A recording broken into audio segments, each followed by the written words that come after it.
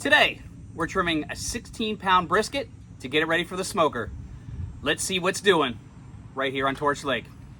Now this is a full packer brisket here. It's got two parts, the flat and the point.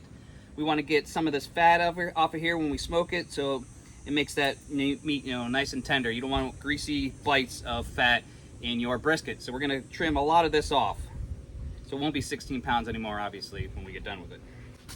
First, we're gonna flip it over and we're gonna trim off the fat cap. We wanna trim this down to about 1/8 of an inch to 1/4 of an inch. You want a little fat on there, but not a whole bunch. So all this has to come off. Make sure you have a nice, sharp chef knife as well. Now that you got the fat cap trimmed, we're gonna work on the sides. You got two big pockets of fat on either side.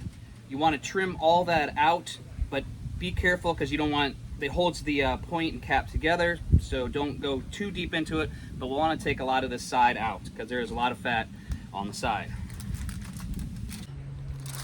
Okay, now you got all that fat out of the sides like that.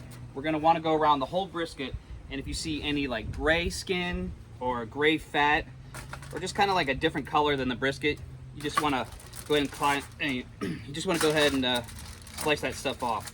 It's gonna be real easy to do. Just kind of pull up on it like this, just cut it off.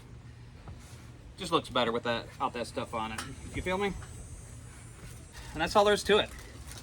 Now you can see better that the point and the flat, now you got all that fat off. I mean, look at all this fat here. That's probably about 5 pounds of fat we had to take off of that. But that's all right. Brisket is now ready to smoke.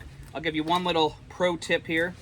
When you cut a brisket, you gotta go against the grains. And you can see the grains running right through here. And you can't really see them after the brisket's cooked. So what you wanna do is take a corner of the brisket. You just cut the piece off, so like a little notch, so you know where to cut when your brisket is done. And that's all there is to it. Grill every day.